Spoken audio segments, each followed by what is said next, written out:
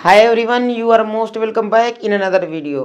Guys, पिछली video की बातचीत कर लें तो पिछली वाली क्लास में हम लोगों ने जो हमारा नरेशन टॉपिक चल रहा था उस नरेशन टॉपिक में हम लोगों ने सीख लिया था डायरेक्ट और इनडायरेक्ट के बारे में जाना था। डायरेक्ट स्पीच क्या होती है, इनडायरेक्ट स्पीच क्या होती है।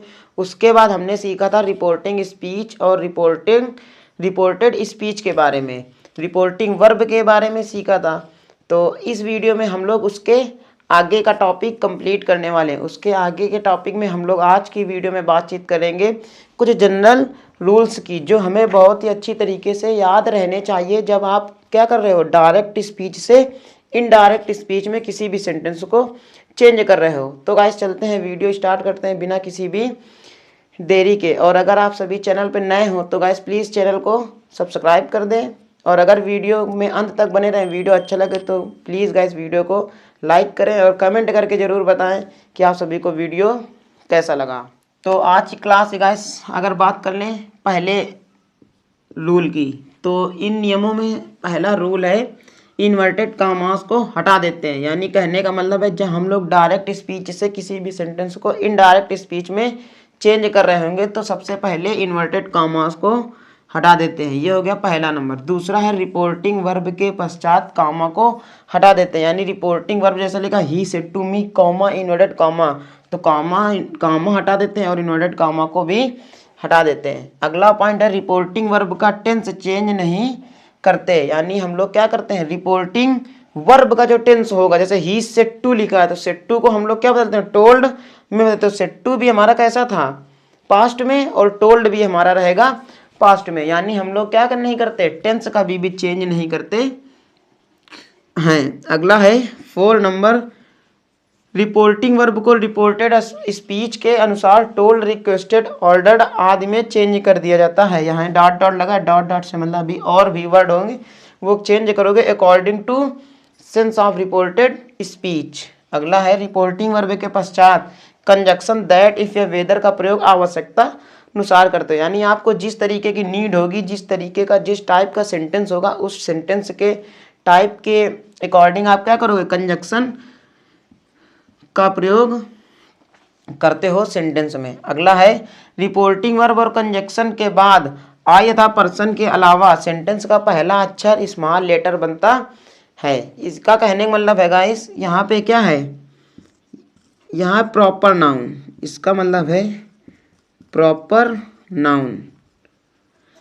आई तथा प्रॉपर नाउन के अलावा सेंटेंस का पहला अक्षर हमेशा स्मॉल लेटर में बनता है। नेक्स्ट पॉइंट है डायरेक्ट से इनडायरेक्ट बनाते समय पर्सन, टेंस तथा समय की निकटता दिखाने वाले शब्दों को निम्न प्रकार से चेंजमेंट करते हैं। आई होप कि गाइस आप सभी को ये सारे के सारे पॉइंट बहुत ही अच्छी तरीके से समझ में आ गए होंगे। अब इसकी नेक्स्ट स्लाइड में गाइस हम लोग सीखने वाले हैं पर्सनल प्रोनाउन के चेंजमेंट के बारे में, कि हम लोग प्रोनाउन का चेंजमेंट कैसे करते हैं। और अगली में सीखेंगे टाइम चेंजमेंट, यानी समय की निकटता दिखाने वाले वर्डों को हम लोग कैसे चेंज करते हैं। समय की निकटता से मतलब है नियरनेस ऑफ टाइम दिखाने वाले वर्ड का चेंजमेंट। जैसे आपने देखा होगा बिफोर को क्या कर देते हैं, बिफोर को एगो में बदल देते हैं, दिस को दैट में चेंज कर देते हैं।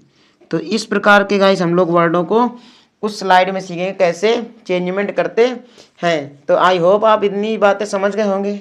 इसका आप सभी या तो स्क्रीनशॉट ले लीजिए, अपनी कॉपी पे नोट डाउन कर लीजिए।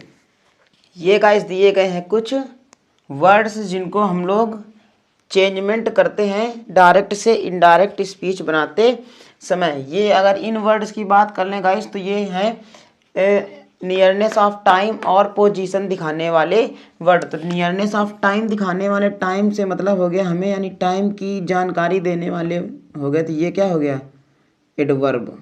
टाइम जैसे आप सभी व्हेन, आप सभी जानते हो when, why, where and how, है ना। इन सभी से क्वेश्चन करने के बाद जो आंसर मिलता है वो वर्ड्स क्या होते हैं, वो वर्ड्स होते हैं हमारे एडवर्ब। तो यहाँ पे हम लोग टाइम दिखाने वाले तो इनको एडवर्ब भी बोल देंगे। तो पहला वर्ड दिया गया है एगो।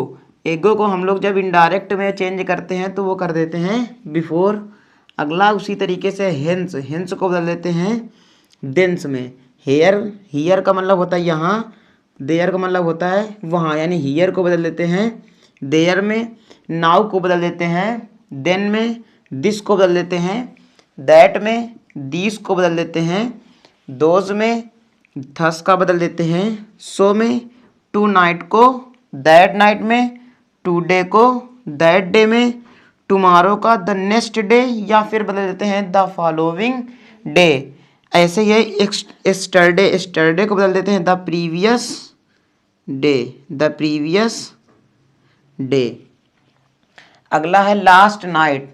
लास्ट नाइट वीक और ईयर को बदल देते हैं प्रीवियस नाइट, वीक और ईयर में। सेम इसी प्रकार से हम लोग बदलते हैं नेक्स्ट वीक, मंथ, ईयर को the following week, month and year. यानी कहने का मतलब है नेक्स्ट वीक को द फॉलोइंग वीक में, नेक्स्ट मंथ को द फॉलोइंग मंथ में, नेक्स्ट ईयर को द फॉलोइंग ईयर में चेंज कर देते हैं। अब है अगला एस्टरडे मॉर्निंग। एस्टरडे मॉर्निंग को भी बदल देते हैं द प्रीवियस मॉर्निंग में। आई होप कि गाइस आप समझ गए होंगे इन वर्ड्स का चेंजमेंट। अब आगे हम लोग बात करने वाले हैं changement of pronoun and person, यानी अब हम लोग बात करेंगे कैसे प्रोनाउन को चेंज करते हैं। तो सबसे पहले यहाँ पे हम लोग बातचीत कर लेते हैं फर्स्ट पर्सन की। फर्स्ट पर्सन, सेकंड पर्सन और थर्ड पर्सन। तो फर्स्ट पर्सन के प्रोनाउन की बात कर लें चेंजमेंट के, तो फर्स्ट पर्सन का प्रोनाउन चेंज होता है अकॉर्डिंग टू सब्जेक्ट, यानी फर्स्ट पर्सन के प्रोनाउन को हम लोग सब्जेक्ट से चेंज करते हैं।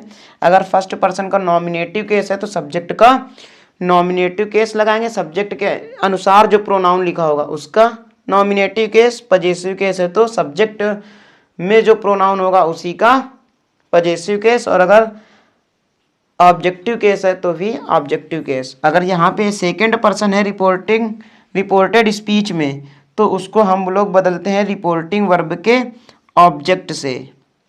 अगला है थर्ड पर्सन, और थर्ड पर्सन आप सभी जानते हो नो चेंज, यानी थर्ड पर्सन सेंटेंस में जैसा है उसको हम लोग वैसा ही रख देते हैं। आई होप कि गाइस आज की क्लास में सभी बातें आप सभी को बहुत ही अच्छी तरीके से समझ में आई होंगी। तो अब इसके बाद हम लोग सीधे कर रहे होंगे गाइस सेंटेंस, और उन सेंटेंस को डायरेक्ट से इनडायरेक्ट में बदल रहे होंगे। तो इन तीनों क्लासों गाइस आप लोग कंप्लीट कर लीजिए, इनका रिवीजन कर लीजिए, जिससे हम लोग जब अगली क्लास में नरेशन टॉपिक सीधा सेंटेंस को डायरेक्ट से इनडायरेक्ट बनाएं, तब गाइस आपको कोई समझने में दिक्कत नहीं हो। अगर अभी तक की क्लास में गाइस कोई भी आपको परेशानी हो, कोई भी डाउट हो, तो गाइस कमेंट बॉक्स में आप उस डाउट को टाइप कर सकते हैं। मिलते हैं नेक्स्ट वीडियो में, तब तक के लिए Jai Hind, take care and love you all. Thank you for watching.